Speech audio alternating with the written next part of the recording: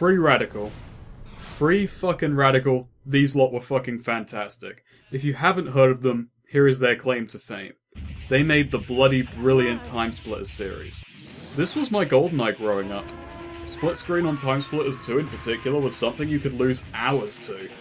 It was fast and frantic shooting, with monkeys and an arsenal of insane weapons. And while each of the games had a meaty single-player component, multiplayer was always the focus and Timesplitters always delivered. It's also the reason I don't mind FPS on a controller. Keyboard and mouse is objectively better, but I got used to both sets of controls pretty young. Timesplitters gave me a bit of a sweet spot for it. We're not here to talk about the Timesplitters games, mind.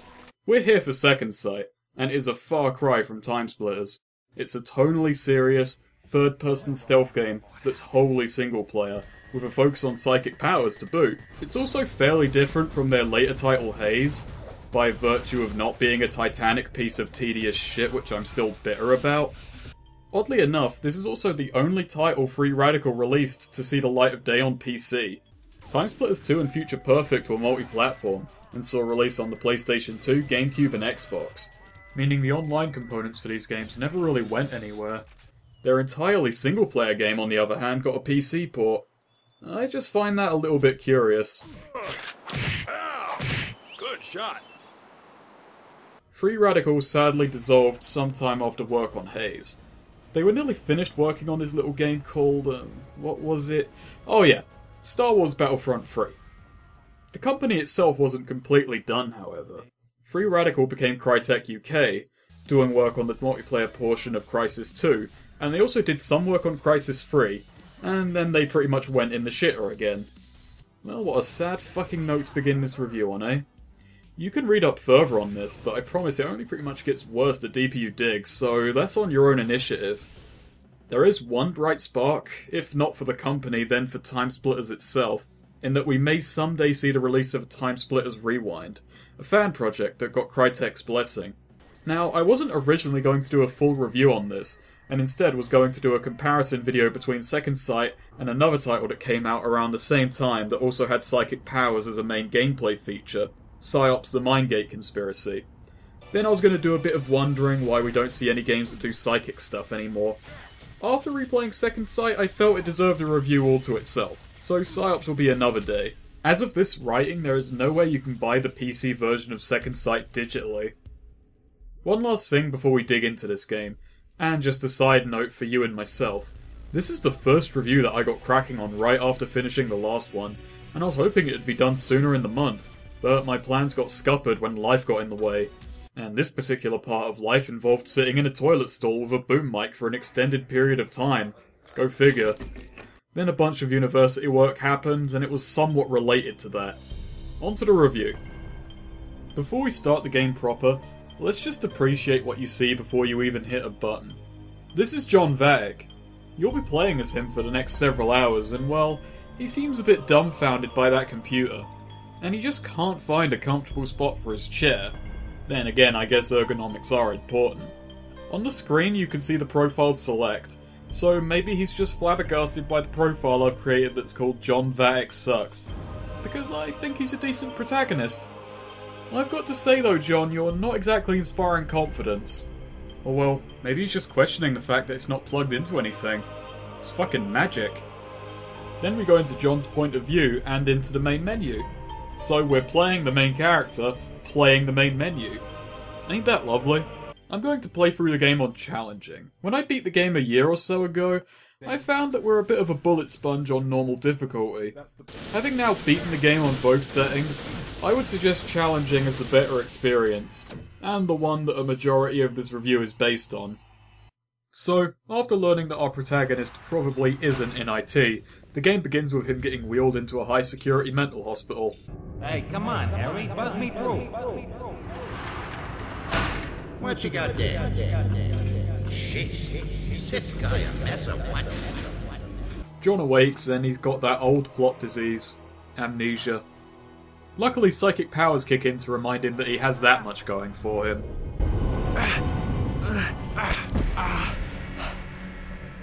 Now this is a great opening, and it makes you appreciate a game that organically teaches you how to play. Why can't I remember anything? We have to learn how to use our telekinesis to escape our cell, and then we get a room of medical equipment to experiment with. I really think I should practice this new ability of mine. It might come in useful. John, or patient JV344, is also taking this a bit too well. I've got to grips with my new power. I need to get out of here.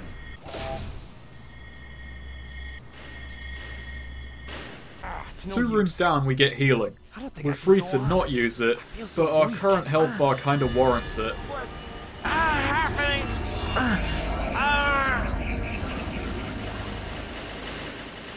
We've got a small mess of hallways and labs, and our only escape is a lift with a code lock. This opening gives us a few buttoned dialogue prompts, but otherwise we're left with our own devices as to how we deal with the guards and scientists also roaming the halls on the way to figuring out the code. You can attempt to sneak by, or do as John says. I wonder whether I can scare them away using my new telekinesis power. That's right, run. Run away! Like I said, he's taking this in stride. We could try and interrogate the scientists, we can kick the guards. Oh no. I think I killed him. Nice kick there, John. Were you smuggling in bricks with those slippers? There is only one actual solution to progress, and that's finding the code on a computer, done by looking up the lift on a map screen. This is a great cold opening. It's got just enough direction, but it leaves room for guessing. Plus the diegetic computer interface the game has comes as a nice surprise. I love the computers in this game. This clunky son of a bitch UI, the fact they go to screensaver, John guessing passwords when he doesn't have the actual solution. Where am I going to get the password from? Anyway, it's just great because it lets you toy with your starting power and figure out how to deal with problems on the way to objectives. We nab the code. John is actually more competent with a computer than we were led to believe, and he heads off to the lift. Whereupon he has a headache, and it has the unfortunate yet narratively helpful side effect of flashbacks.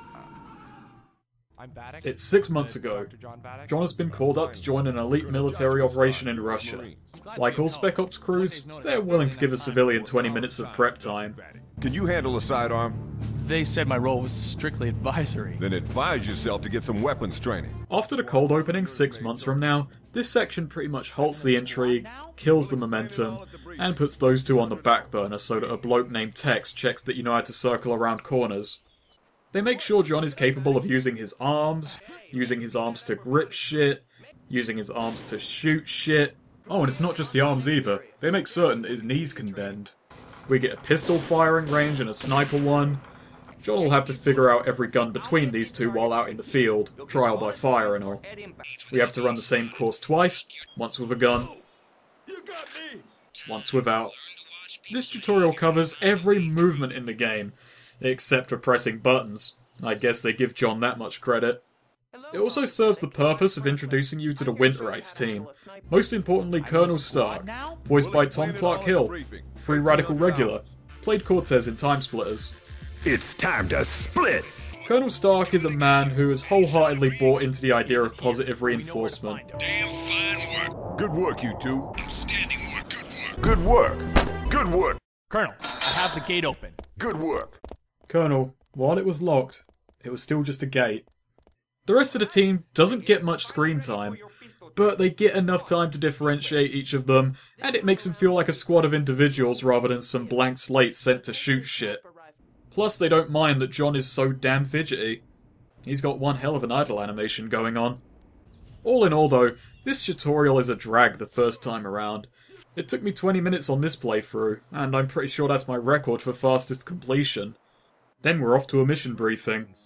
Now, John has been asked along on this mission because his job is... I debunk psychics, I don't confirm them. And this is all about tracking down a psychic researcher set up nice and snug near a US pipeline in Siberia, and his name is Grienko.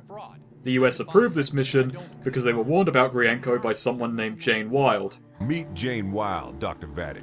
I know who she is. She's a mystic. She's a fake. She's your advisor? Hello, John. Good to see you again. Yeah, I think John has a right to feel a little bit slapped in the face. Every time I publish, your special advisor attacks my work for being straitjacketed by the scientific method. Doesn't the scientific method call for weighing evidence before drawing a conclusion? Therefore, the scientific method demands that you go and fight in a dangerous mission in Russia, John. It's the only logical way. I'm not going to Siberia. Basically, Jane can get away with this because she saved Southern California once by predicting a suitcase nuke, and as this footage no doubt spoils, John did end up going to Siberia. Jane did decide to stroke John's ego, though. Because no one else can save us.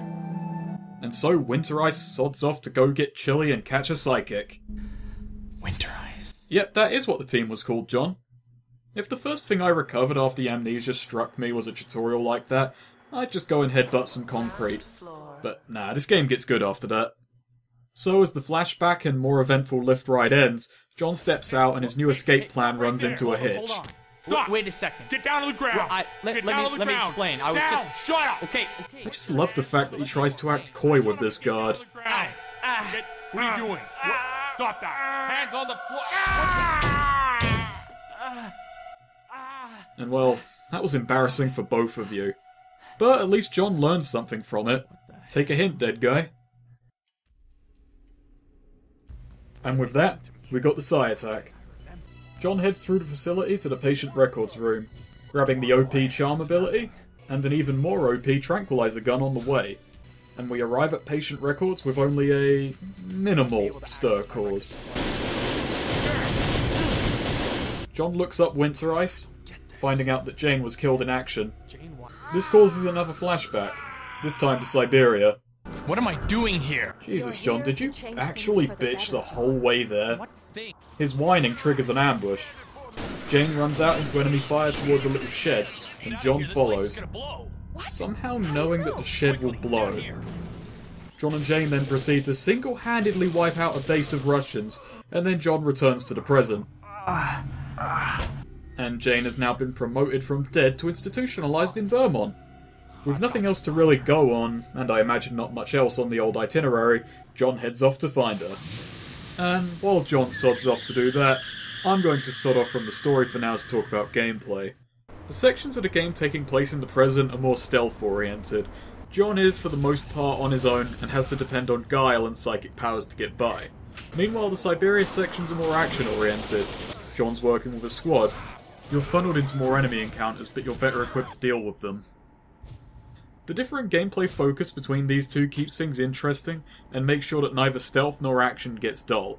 To sum up Second Sight quickly, however, it's a third-person stealth game built around psychic powers. The closest comparison I can make for it is calling it a British-made Metal Gear Solid, where you play as a whiny, powered-down Psycho Mantis. So I hope that's everything you've ever wanted. Then why do you want me here? We down. John controls well for the most part. This is bearing in mind that the game was built with consoles in mind, so the WASD controls feel a little bit clunky. And this clunkiness of course extends to taking cover behind walls. It also makes trying to grab enemies from behind a worthless endeavour. John has to be so close to an enemy to get a grab prompt, and with WASD controls it's just not happening. You're gonna bump the bastard and they don't respond well to it whatsoever. Bit of an overreaction if you ask me. These doctors don't know who I am. I should try to use this to my advantage. Conversely, trying to talk to people without murdering them is a terrifying experience because you're trying not to spontaneously grapple and kill them. It's a bit like normal social interaction. The bond mapping is a little bit curious, and you may want to rebind. I didn't do so, and I ultimately got used to the controls, but there are a few odd choices in the default setup. It's mostly to do with control and shift cycling through camera modes. The spacebar also handles way too many different functions. And you see, that poor rectangular bastard, when presented with more than one option, will always pick the wrong one. One little function I do like is that mouse wheel up cycles weapons and mouse wheel down cycles powers. It becomes somewhat intuitive after a while. I figure I wouldn't like this quite as much if the game didn't pause when you go to swap out for a different gun or ability, and I feel the generally slow pace of the game actually makes me overlook the clunkiness of the controls and the way the game handles switching. The slow pace in combination with the controls gives every action you make a very heavy, deliberate feeling, both in combat and stealth gameplay. Everything feels considered. And it does emulate being an average guy thrust into a bizarre situation very well in this sense. As for how this average bloke sees the world, well, we got 3 camera options. We've got cinematic camera, and third and first person. Cinematic camera is nigh useless. I mean, it's pretty good if you don't want to actually see where the enemies are. It fucking excels in that circumstance. Luckily, you never ever have to use it. It's just kind of there in case you feel theatrical. Third person is a standard third-person stealth game camera, and first person is for examining things up close, or killing enemies at a distance of your preference. You can't move in this mode, but you can lean, so thanks to this you can have a good amount of fun playing second sight like Time Crisis, running between cover, popping out to return fire, endless fun. I also think leaning is the reason why there's only 1 or 2 mirrors in this game. Great psychic power there, John. We've also got the wimpiest melee I've ever seen. Yeah, John, throw your freakish arms at them. Fuck up those orderlies. Possess someone and get them to hit you in the face. See how you like it. The way combat handles is unique, and it keeps the feeling of John being a bloke out of his depth. In third person you've got soft lock on. Hold down aim and hope to fuck that John is angry at the same guy you are. You can move the mouse around in hopes of hitting a limb, and you have to do very quick flicks with the mouse to change targets. It's a little bit finicky, but it functions well enough. And it makes pulling off headshots on the fly understandably tricky. The sensitivity of mouse aiming changes depending on distance from whoever you're shooting at, and this gives the combat a certain sweet spot. Too far or too close and things get tricky. First person aiming gives you more precision, and thanks to poor enemy AI, at times you can just corner bait them and pull off easy headshots. It's a good panic option, however, as it's easier to handle groups of enemies in first-person mode, where it's free aim instead of lock-on. Like I said, John's not an experienced soldier, and the aiming in this game captures that fairly well. Well, save for when he's using a sniper rifle, but he's a gifted little marksman. This is some silent scope tier stuff. Combat is enjoyable, but it's balanced well enough that it feels like a fallback option, not a first resort. I'll get more into this when we start talking about stealth. The weapon selection is pretty standard. You've got a couple of handguns, which don't really differ much, a submachine gun, 2 assault rifles, which don't really differ much, a shotgun, and a sniper rifle. While it doesn't exactly have much for variety, due to the aiming mechanics and the way weapons handle, it's a game where you find yourself swapping pretty often, depending on the circumstance. Handguns are precise, but they fire slowly. SMGs and assault rifles aren't exactly all that great in John's hands, but they're great for keeping groups of enemies suppressed. The shotgun is the only thing that works well with the third person aiming at close range, and of course the sniper rifle helps with those bastards that just stand a little bit too far away. The funny quirk of the way aiming is handled makes the sniper rifle actually function better in third person than the actual first person mode, while everything else is pretty much the polar opposite. While the selection is limited, the way weapons feel distinct from each other, and the fact they actually fulfill different roles makes them satisfying to use. The tranquilizer gun also falls under this. Somewhat. In stealth, it's the most broken thing going. It's silent, it has infinite ammo, and it reloads quickly, but once the lead starts flying, it loses some of that former appeal. One bit of design that I only half understand is the game taking weapons away between stages. It makes sense when jumping between past and present, but in stages that take place moments apart, John just telekinetically grabs his gear and flings it into orbit so he can start fresh. What I find even odder about this is that every stage that doesn't start you with a tranquilizer gun has one within spitting distance. Whoops, Jane just swallowed my trank. Luckily the guards saw it fit to hide a backup one in the fountain. Well, didn't that spoil part of the story? Certain weapons are also unique to certain stages, and by that I mean there's one instance of it. The revolver and the sawn-off in a New York ghetto stage.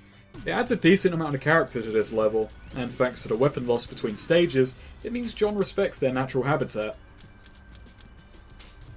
There are of course a few downsides to combat. While I do enjoy the clunkiness of it, it's definitely not for everyone, and I realise I may be romanticising its design more than a little bit. On normal difficulty the game can definitely come off as too easy. John had some Iron Flesh bullshit going on before he even got the psychic powers. The biggest annoyance is by far the invincibility frames that enemies get whilst they're in a hit animation. It's just frustrating and it makes shooting at groups of enemies feel a bit like spinning plates. Overall though, the guns are decently weighty, they feel enjoyable to use, and your psychic powers do not end up stealing the show from your more mundane options. On that note, let's see what powers we've got here. Telekinesis, of course. Doesn't actually work all that well for throwing stuff at people. I mean, it's doable, but it's really for its own sake, and it's just kind of insulting to the poor sod that you're fucking killing. It does upgrade and let you throw people at stuff though, which is a pretty good substitute. Sadly, throwing people at people seems to be right out. I love throwing people out of the stage.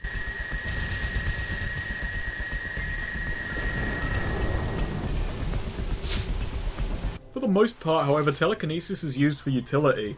In a fight, it can be handy as a fallback and to buy some time if you need to reload, or to pull enemies that you want to trank out of the way.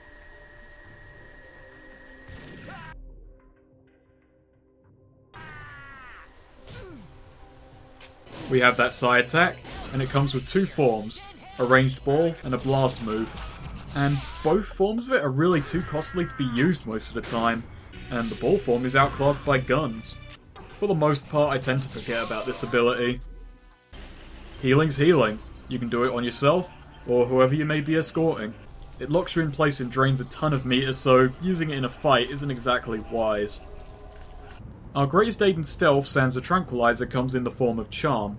Probably my favourite use of invisibility in a game, and my favourite ability by far. It's John convincing everyone around that they don't actually see him. I love that explanation for it. And trying to activate it while someone's shooting at you, well, has a few repercussions. Yeah, mental diplomacy only goes so far. Plus it doesn't work on cameras, which aren't all that common anyway. Lastly, there is projection, which can be used to scout out areas ahead of time, hit switches and mess with computers from a distance, and to possess people. Which does make for some fun ways to mess with the enemy. Plus, it's just broken. They don't give a fuck that Ted just decided to shoot the cameras. The SOB does it every week. Keeps the budget folk on their toes.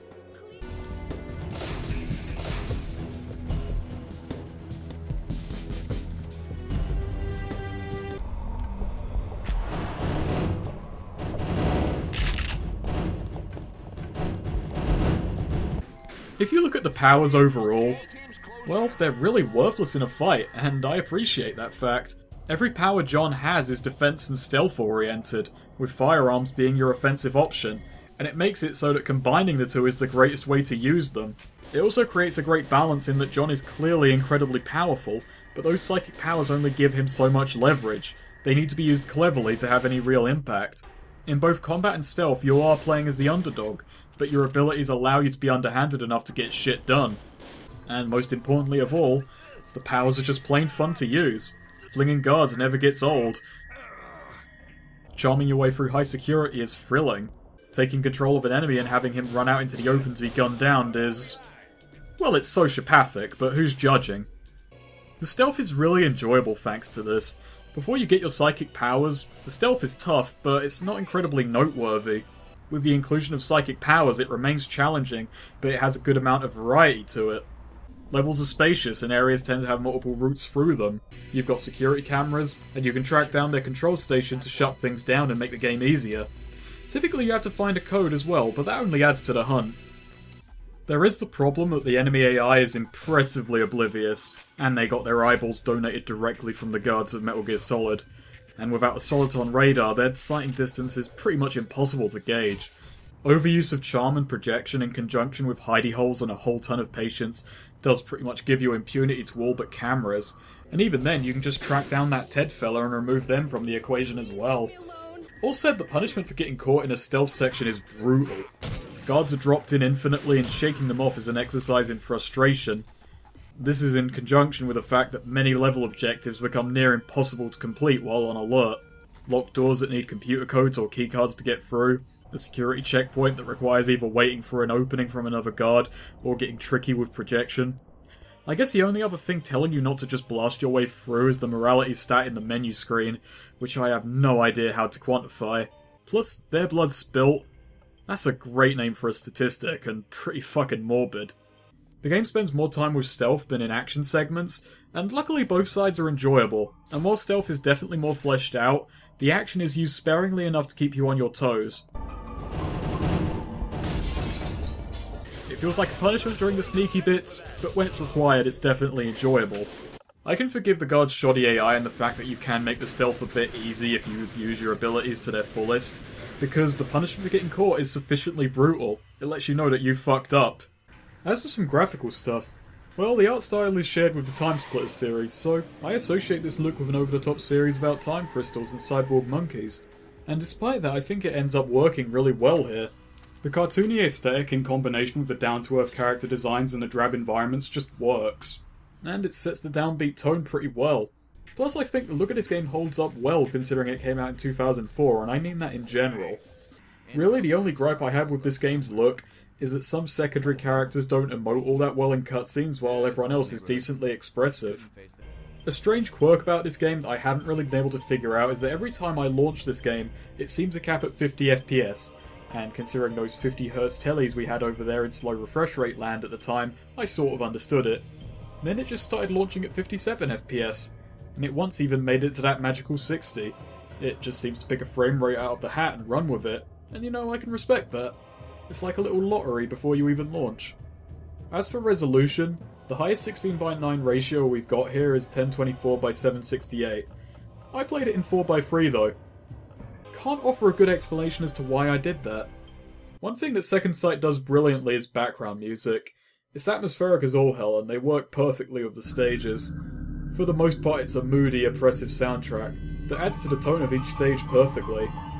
One thing that does drag this down is that while every stage has unique ambient music, there's only one alert theme throughout the whole game and it gets pretty grating. And not only because it quickly becomes associated with failure. The stages are also rife with little touches along the way that help with world building and make the stages feel more alive. In one of the Siberia missions you can just take some time from your mission to play a fully functional arcade machine. Okay, I mean the game's a little bit simple, but hey, it's there. In the mental asylum we can have a chat with a few of the patients. My shock therapy makes me see pretty star. Ah, the Duke of Wellington. I was expecting you. Are your armies prepared? Well, after you first escape in the intro, there's a unique conversation for trapping the two guards from the opening cinematic in your cell. Okay, very funny. Now, be a good psycho and press that switch so I can brain you. During the New York ghetto stage, where John has to infiltrate a street gang, John can possess gang members, and there's unique dialogue recorded for John as a gangster. I've completely forgotten where Stark's hiding. Can you fill me in? Hello. Yo. Hi there, New York street gang buddy. And, well, it's fucking hilarious. My favourite of all is back in that asylum, though. You can find a computer disk in one of the supply closets. You can then backtrack to a computer for yet another minigame. Seeking these things out is a ton of fun and rewards exploration well. I only happened upon that disc by accident. There's probably more shit in this game that I'm not aware of. The levels themselves can look a little bit bland in places, but they're well laid out. They often have multiple ways to head through sections of them, and considering the more concentrated story than the Timesplitters series, they've attempted to offer an eclectic selection of places and objectives. Obviously the Siberia areas are all a bit, well, Siberia-ish. But the modern sections change locales often enough to keep things fresh. There are some unfortunate dick moves in the level design. Considering how they're handled, I'm not quite sure what to make of most of them. When we first get projection, it's demonstrated in a cutscene. John uses it to shut down and head through a laser gate. If you don't then turn the gate back on when gameplay resumes, guards will come in from behind and spot you. Granted, looking at the footage, I lucked out because, well, their eyesight fucking sucks. But you won't be around to defend yourself if they do spot you. You'll be too busy fucking about with the new ability you just got. At one point on the stage you can perfectly stealth through, two enemies will be dropped in right behind you, and will then zero in, regardless of how you handled the rest of the stage. Some areas also drop enemies in where you're not looking, after you clear every other enemy out. These incidents happen really infrequently, but they're really irritating. Especially because, for the most part in this game, you can scout areas out and plan ahead, so every time you get caught off guard it doesn't feel cheap. It just feels like you're fucked up. But then something like this just comes and kicks you up the arse because you're not a psychic. Well, you are psychic. Okay, you're not, but the bloke you're playing as is. All I'm saying is, if you pass through a door in and around cutscenes, make sure you close that bastard when gameplay resumes. The point is, these don't feel like curveballs. The enemies are dropped in where you've got very little recourse unless you know they're going to be there ahead of time. Alright, gonna sod off back to the plot now. So if you want in on the game and still want the rest of the story to be a surprise, this is your spoiler warning and this is where I'd stop watching. Second Sight is a very rewarding stealth game, and while it's not the best story ever told, it's well paced, it's delivered well, The conspiracy holding the plot together unravels nicely, and the villain looks like a pissed off Niles Crane that got gene spliced with a lizard. So, what's not to love? So, John has found out that Jane is somewhere between dead and institutionalised, and well, he wants to put the matter of which to rest. So he nabs a car and sods off for Vermont, busts into an insane asylum, stops to play some video, and then finds Jane much worse for wear. But better than earlier in a different timeline. That's it, Jane. You can do it. Come on, it's time to go. The first half of the insane asylum portion is a pretty straightforward stealth mission, even if this insane asylum is worse than a David Cage game's take. Make it stop. Off you go, guard, you crazy abusive diamond. Leave the stage and your profession behind. Or don't, whatever. The second half is an escort mission with a crazy Jane who gets spooked by loud noises. So lethal is pretty much off the menu. I mean, you can calm her down with charm, plus tell her to wait and follow. For an escort mission, it's not actually bad at all. If you know to make Jane wait around, well then you can play it like a regular stealth level, just with the added caveat that you've got to double back every once in a while. They escape into the sewers, and the refreshing smell of a storm drain fixes Jane right up. Jane, what about the Colonel? Where is he? The Colonel's dead. And this news is so traumatic that John goes into another flashback. It's in this cutscene that you learn why you'd be sad that Colonel Stark died. Him and John are just sitting out in the open, deep in enemy territory, far away from the rest of the team, basically giving the researching Russians with their rifles the middle finger. When said Russians turn up with sniper rifles, Stark is more than happy to charge their position armed with only a pistol. You've got to respect that. Oh, also John is seeing blue ghost children. We'll take that as it comes. Deal with the devils we know. You seeing ghosts, Vatic? Colonel, I think we should follow.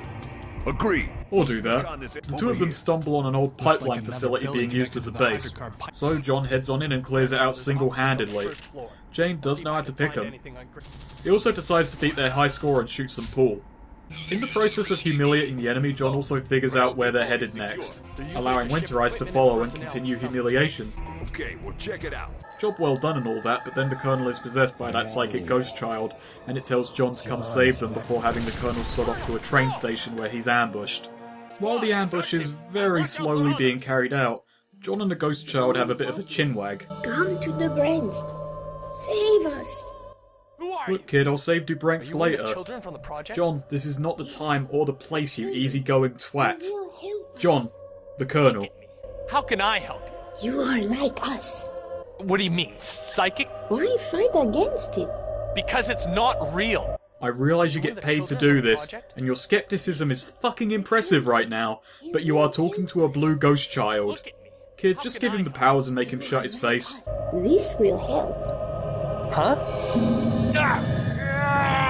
Right, cheers kid. Then John finally saves the Colonel. Thanks for waiting up guys, John was busy up here. The Colonel inspects his ambusher's equipment, and comes to a chilling realisation. This can't be right. What? This equipment. It's not Russian. It's U.S. Special Forces. You mean? Yeah. Our side. Does that mean that those accents are dumb affectations? Okay, squad, search him, and watch out for others! God, I hope that's the case. We flash forward to the present. He's here. Stark's alive and a bloke named Hanson has turned up to be slimy while everyone else does all the work trying to catch the two. Thus begins a sewer escort mission. And it's not god-awful. I mean, it's definitely one of the dullest levels in the game, just aesthetically and in layout. Except for this room. I mean, holy shit, look at this. It's like the Origami Killer's luxury suite. The two scarper through the sewers. The Colonel's alive. Of course he is. And thus the two go off screen to nab a car and head off to New York to find Stark. He apparently came here after the Siberia mission ended in failure. At least according to these two agents of exposition. What a dump. Why here?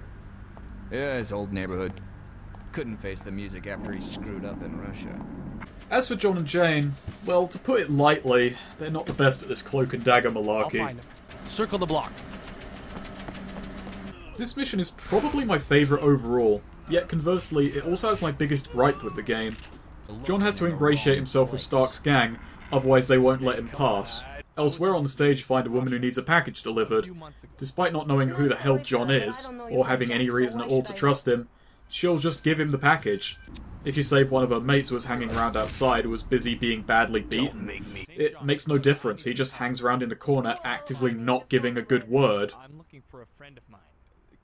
We deliver the package across the road, and this rather friendly and perhaps too trusting gangster basically hands you his gang's insignia as a tattoo. What's that? Nice. How lovely of him. Now we can go and meet the Colonel. The gang members are a little bit questioning, but ultimately accept the fact that this bloke suddenly got a tat. Surprise and shock horror, agents attack. So, John gets to show off his marksmanship, his psychic abilities, and finally his people skills. Hey there, how's it going? Good night, huh? Yeah, I guess so, freak. Then we head up to meet the Colonel. It's a short mission, but it has an eclectic set of objectives, a good bit of humour at the expense of the main character, a good mix of stealth, action and exploration, 2 unique weapons and a well laid out stage packed with extra details. It's also probably one of the shortest stages in the game. Hello? Now for the bad. It's only really one thing, but it's a pretty big one. You can't just sneak to the Colonel's apartment and end the mission sooner. You can try, but Stark's gang just zeroes in on you the exact moment you stop using charm, plus they respawn infinitely. It is really contrived. There is no sensible reason for this to happen, especially considering sneaking past should be a valid option. And especially because the gang never comes up again, so it's not like they need to know John exists for the rest of the narrative to work. Perhaps you can tank the damage and just leg it to the apartment on normal difficulty? It's still really stupid. Hey guys, I didn't know you were all psychics too. Nice to meet you, fuckers. Like any good New York apartment, there's a whole bunch of conspiracy shit on the sole table owned by the occupant. In this case, Stark, who isn't a fan of people sneaking into his place. He's pleased and a little surprised to see John, however, considering the fact that the rest of the team died in Siberia, something that Stark drills into John as he goes into another convulsive, life-saving flashback. First begins teamwork, my favourite of the Siberia missions. It's a squad combat mission, but you've got full access to your powers, and the whole of Winter Ice is here, which means you can possess your squad mates. The one LMG this game has is carried by an ally, and I don't think they wholly considered what would happen if you took control of it. Look at this, it's fucking nuts, and I love it.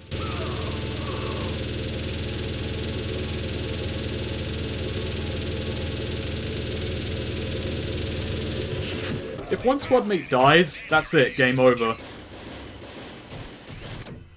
So, you're also on healing duty, along with the actual medic, who, if you ask, will patch you up and ask just how the hell your healing works. Dr. Ballard, patch me up. Sure, John. Here you go. Hey, I thought the Colonel said you could heal yourself now. Yeah, but it takes a lot out of me, and you were just standing there. That's a bit harsh, John. Especially considering, well, he is under fire. Again, this mission hits a really good sweet spot in terms of balancing out action, you got a bit of stealth and some light puzzle solving. I mean, it's really just opening up a door of projection, but it does break up everything else. I heard a door open nearby. I mean, this part of the game is basically Winter Ice saying fuck it and assaulting a fort head-on because it stands in the way of Grienko. They aren't even trying to be subtle anymore. One thing that does sadden me is that this is the one mission in the game of this scale. These two missions are the high point for me, and I'm sad to say this is the one mission that really utilises the squad in such an interesting way. And spoilers, after this mission they're gone. It feels like a wasted opportunity. And it's just bizarre because the game starts scaling back after this. This door looks pretty thick. Yes, Vatic, it does. We'll never get it open from out here. Someone really doesn't want us in there. I guess some of Jane's psychic intuition is rubbing off on John. How come you get the big guy? Less of the small talk, Vatic. Winter Ice breaks into a fort, and we find soldiers gunning down civilians. We jump in. Go! Oh, they're going to... Jane! Go! And this ambush is what killed the Winter Ice team? That's kind of insulting. Good going, lads. Be glad I'm here to alter the timeline so you don't embarrass yourselves. So, what happened in the other timeline? Did John get bored and just decide to shoot them in the back? That's the only explanation I can think of. Jane then says the woman they saved was the key, but John just shoots ahead 6 months into the present where he forgot what that means. Couldn't have stuck back for 5 seconds there, John. Oh well, team's alive and kicking now. And Stark tells us that the psychic experiments in Russia were a success, and Hansen, some big shot bloke in national security, is now repeating the experiment stateside. Who's Hansen? the director of tactical weapons research for the NSC. He was there in Debrensk. With agents rushing the block, John decides to set off to deprive the United States of super soldiers. A noble goal, if any. Oh, also Jane is kidnapped. John takes this in stride. He heads to NSC headquarters, whereupon we get to see his character development. Can I help you? I'm here to see Director Hansen. And you are? John Vadek.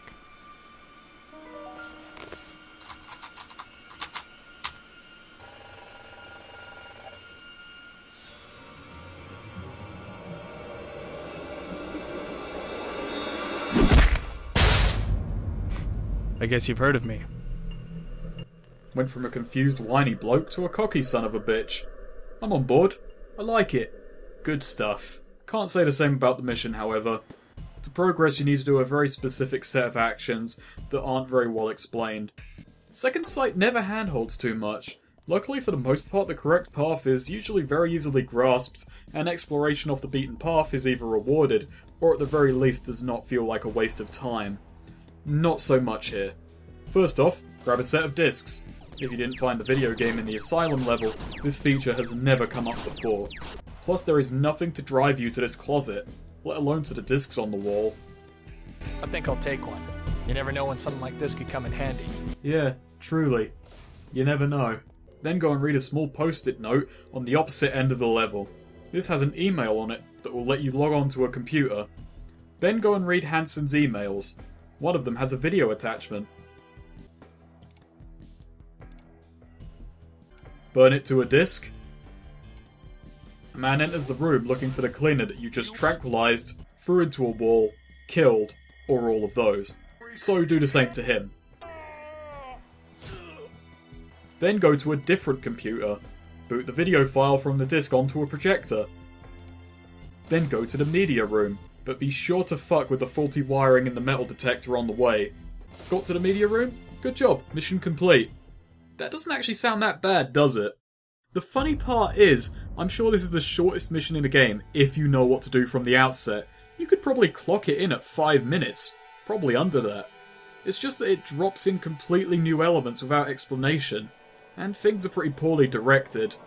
Regardless, in the media room, we find out that those psychic soldiers are taking off in a pretty big way, and John isn't really going to stand for that. So he triggers a flashback all by himself. I gotta get back to Debrensk.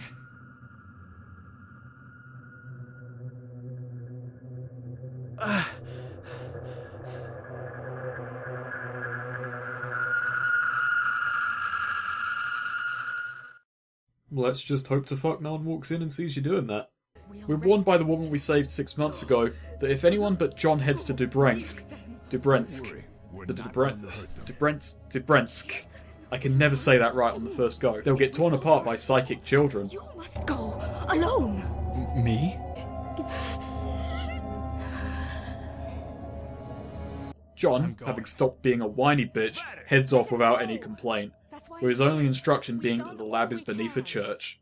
One detail I love is that from this point onward, Death now has a unique cutscene, and it's pretty dire. Look at me! I'm your friend. I'm the only friend you have left. You are... I'm here to help you. I can't remember. I can help you to remember. And I can help you to be strong. Just trust me. Thank you. That's quite all right. Take him to the labs. Prepare him for the surgery. Now that's a way to make you hate the villain. It does play every time, mind, but it can be skipped pretty much from the first frame, so it's not too annoying. In the village of Russian Town, we get introduced to the new shock trooper enemies. His journey ends here. Psychic soldiers. Well, I say psychic. What I mean is that they have shields. This is actually where the psi attack finds a good niche, as it breaks their shields in one go. Remember when I bitched ages ago that the game just drops 2 guys in on you from behind? Well, guess what? It's 2 shock troopers, in a wide open area. The thing is, shock troopers are just plain not fun to fight. They're bullet sponges. You're pretty much guaranteed to take damage fighting them. Even knowing the psi attack lets you blow through their shields, it's little consolation. They do up the feeling of threat at least, but the first 2 times you come into contact with shock troopers, you're made to fight them head on, which drills in how bitchy they can be pretty squarely. God, who is that? Either way, we get to the church and head down into the labs. I wonder if that altar lift was already there, or did Grienko get that custom? Meanwhile, Grienko isn't having a great time down in the labs, because while he's a bit of a bastard, Hansen is on a whole other level. But... What should we do with him, sir? When he's finished, get rid of him. While you're down in the rather spacious church basement trying to access the lab, don't tranquil the guards. You need them for handprints. Yeah, you can make this part unwinnable. In the labs proper, we find Hansen's men trying to gun down kids. They're not doing a very good job of it, and are summarily punished. Now we get to actually ambush shock troopers, and fuck me, this is way more satisfying. You have to fight them, but at least this part lets you play around with being a sneaky, underhanded shit, and it's enjoyable for that much. And we get to read just how horrifying the psychic research was while gunning down the perpetrators. You can get down with this on a gameplay and narrative level. After we save as many children we can find, they take us to Grienko. This is a masterpiece. First repeatable results in psychic phenomena. Can your mind grasp the implications? I have some idea. Yes. John warns him about Hansen's up-and-coming betrayal, and well, John does point out that experimenting on kids is a wee bit looked down upon. It's a shame for the old fuck, really. He's quite excited about the whole psychic deal, and he thinks he's going to America. John starts fading back to the present. We will finish my work there. A little bit salty. He starts blasting or charming his way through NSC headquarters, possibly doing both. As we near the end, we run into some actual psychic enemies. It's a great fight. They are such bloody pushovers. You can run circles around these guys easily. They've got some of your moves, they can throw shit, they can charm, but they're so slow about it. Now, I love rival fights, and while this is fun, it's fun as a curb stomp, not a boss battle. As I said earlier, all but one of your psychic powers operate best in tandem with firearms, or for avoiding a fight entirely. Then you get a boss fight where those powers are all the enemies get. This isn't a match between 2 equally matched opponents. It's John versus 2 twats who can pick things up from a distance. They might as well have litter pickers for all the good it's doing them. Plus, this is what we're fighting so hard to stop? Are we trying to save Hansen from embarrassing himself? Spare the bloke's feelings? The real shame about them is that while we see shock trooper enemies again, these guys are just boss fights in this one room. I think it'd be better if we got to fight them alongside regular enemies. But nope, that's it. After we kill the 3 rather disappointing psychics they've got, Hansen sends a bloke to escort John to his office. Once there, him and John have a heated debate, and we find out that Hansen's plan was dumb. You're the very reason it has succeeded. No, I'm the reason it's gonna end. Oh, please. Do you really think I would have allowed you to escape unintentionally? Your little runaround was nothing more than a test. Granted, it does seem to be working for him, at least if the endgame of this plan was being in the same room as a dangerous pissed off psychic, who isn't just pissed off in general, but rather pissed off in your direction. Oh, suffer the little children. Well, how delightfully evil. The cards have been dealt, and I hold the winning hand. You can't change the past. And how on the nose. Let's do just that. John probably should have pointed out that his psychics were absolute shite before he went back, but I guess he has a bit on his mind. I mean, he does also have Jane hostage. Didn't circle the block good enough. Leave that. Where's Hansen? Director Hansen is examining the specimens. You're crazy. He just wants tissue samples. He'll slaughter us all. I've seen it happen. That's not true. You can't know.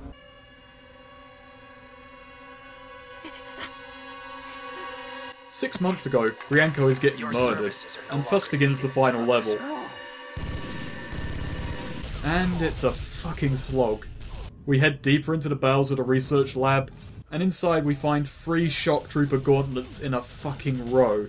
The first 2 are short, cramped rooms with little to no cover, and the third to final is a wide open scaffold with only marginal cover.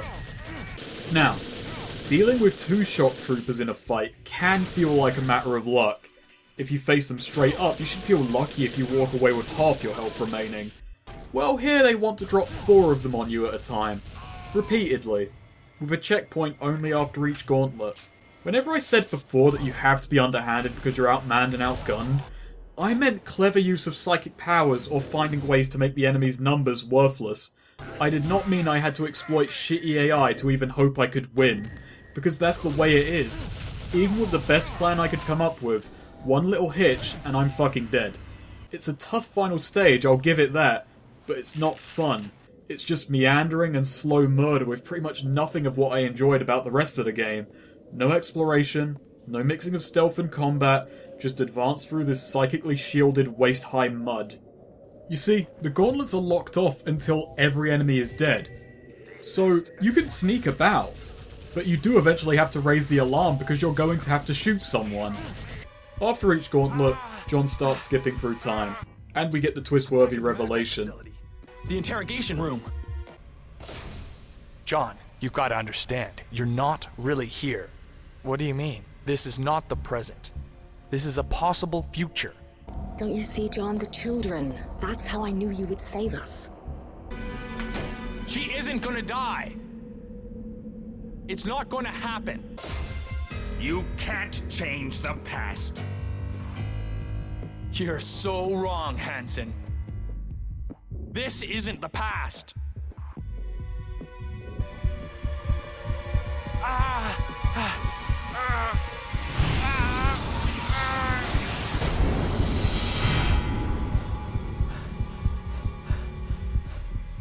It's the present.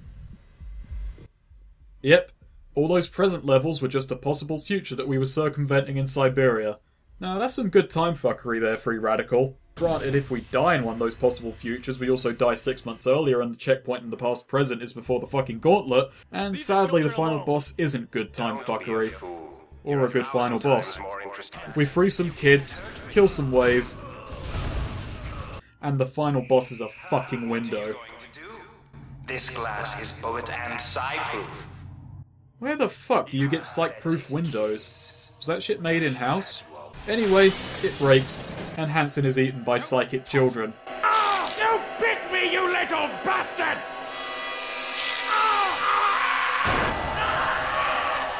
Alright then. We leave, having successfully deprived the US of what we now know would be nigh worthless psychic soldiers. They had no idea of the potential in Russia. Practically zero. We cut to John, looking sad as winter ice, alive and well, are being extracted.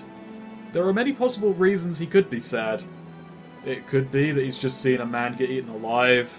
It could be all the murder. Or it could be that he's going to have to go job hunting.